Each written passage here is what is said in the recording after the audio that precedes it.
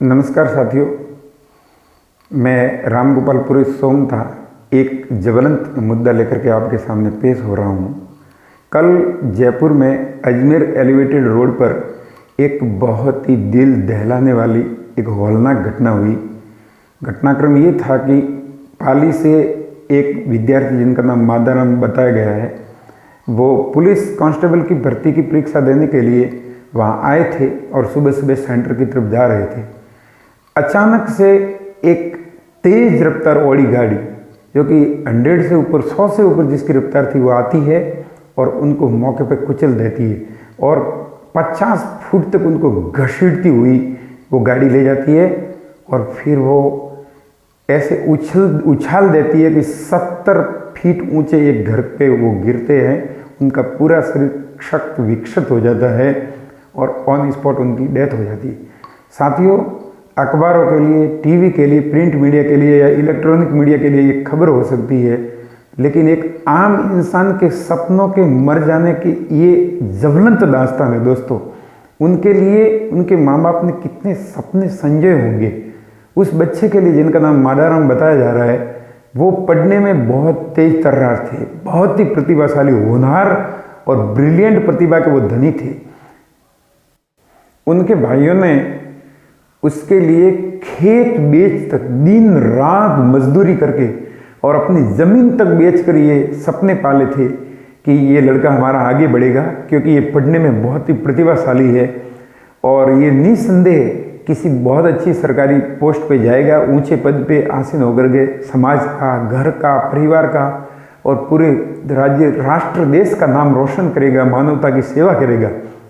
खुद विद्यार्थी की भी यही सोच थी। लेकिन साथियों देखिए कि लापरवाही मुद्दा मैं यही से स्टार्ट करता हूँ कि एक थोड़े से साधन संपन्न होते क्या पता इंसानों को क्या हो जाता है, अपने बच्चे बच्चियों को तुरंत ही साधन और उनको चलाने के लिए छोड़ देते हैं। क्या ऐसा होना चाहिए?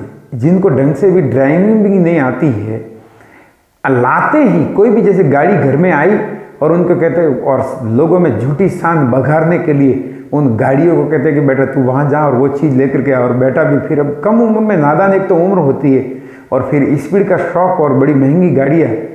तो ये अभिभावकों को ये सोचना चाहिए कि हम अपनी अपनी संतानों में कैसे संस्कार और किस तरह से उनको जीवन का पथ बतला रहे हैं। साथियों, मैं भी बचपन से गुजरा हूँ, साधन संपन्न परिवार था, सियासत में भी दखलंदाजी थी, सारा कुछ था, गाड़ी भी थी और उस समय गाड़ी होना बहुत दुर्लभ बात थी, लेकिन कभी हाथ भी नहीं लगाने देते थे पिताजी। अगर हैंडल पकड़ लेते थे तो तमाशा जड़ देते थे। वो कहते थे कि नहीं नहीं, अभी तुम्हारी उम्र नहीं हुई है। और मैं देख रहा हूँ आजकल, मैं जैसे गाड़ी लेकर के जाता हूँ तो देखता हूँ कि कम उम्र के बच्चे और बच्चियाँ कभी बाइक, कभी बुलेट और कभी गाड़ी लेकर के इतनी स्पीड से दौड़ाते हुए पास में से जाते हैं कि मेरे रोंगटे खड़े हो जाते हैं।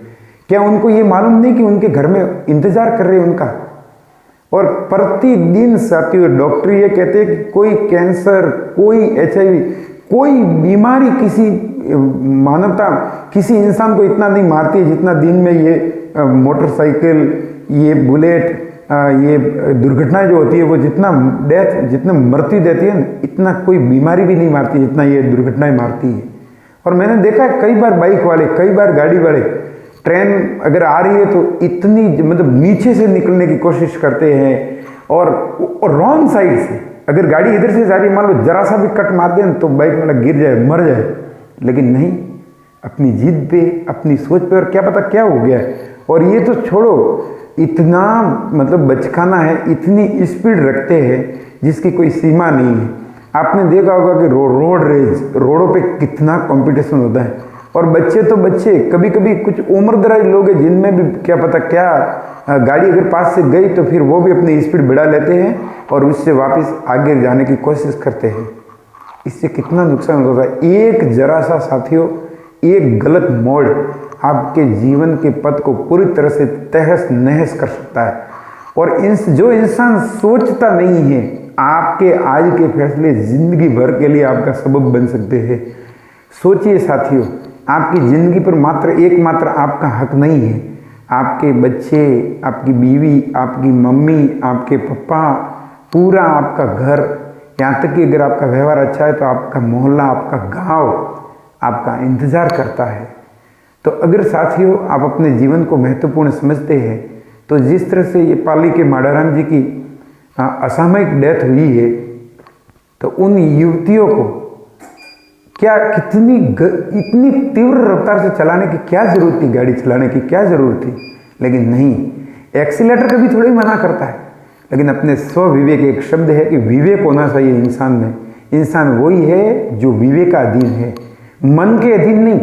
मन, लोग कहते हैं कि मन में आए वो करो, साथियों कभी नहीं मन में आए वो मत करो। मैं तो ये कहता हूँ कि जो आपका विवेक कहता है वो करो, क्योंकि मन तो कभी कभी कहता है ये कर लो वो कर लो। नहीं साथियों, आप मन के अधीन मत बनो, आप विवेक के अधीन बनो। और साथियों सबसे बड़ी बात कि जब भी आप व्हीकल लेकर के निकलते हो तो आप अपने मन में ये स्पष्ट कर लो कि आप अपनी गाड़ी को कभी भी तीव्र रफ्तार से नहीं दौड़ाएंगे और खुद की ज़िंदगी भी खतरे में नहीं डालेंगे, गाड़ी में बैठे उनकी ज़िंदगी भी खतरे में नहीं डालेंगे, और साथ में सामने वाले के, क्योंकि इसमें क्या होता है, दो तरफा नुकसान होता है। खुद तो मरते ही हैं, सामने वाले को भी मार देते हैं। अब साथियों इस बच्चे के परिवार पे क्या गुजरी होगी वो आप और हम सिर्फ संवेदनशील अगर है तो सोच सकते हैं। ये बच्चा कितने सपनों को लेकर के गया है, इनके परिवार वालों ने कितने ख्वाब इसको लेकर के बुने होंगे, इसके घर वाले, इसके ननियाल वाले, इसके भाई, इसके माँ बाप, क्या क्या न जाने सपने इनके लिए तस्वीरात में जोए होंगे, संजोए होंगे। लेकिन साथियों सारे ख्वाबों को छोड़ करके कम उम्र में ही गंभीर लापरवाही के कारण उन युवतियों की, उन लड़कियों की गंभीर लापरवाही के कारण एक होनहार, एक प्रतिभाशाली लड़का इस दुनिया से सदा के लिए चला गया। मैं उनको सत नमन करता हूँ और भगवान से दुआ करता हूँ कि हो सके तो पुनः उनको, अगर पुनर्जन्म कहीं होता है, अगर यह अवधारणा होती है तो उनको भेजना। ऐसी प्रतिभा इस पृथ्वी पे बहुत ज़रूरत है। सबको बहुत बहुत प्रणाम।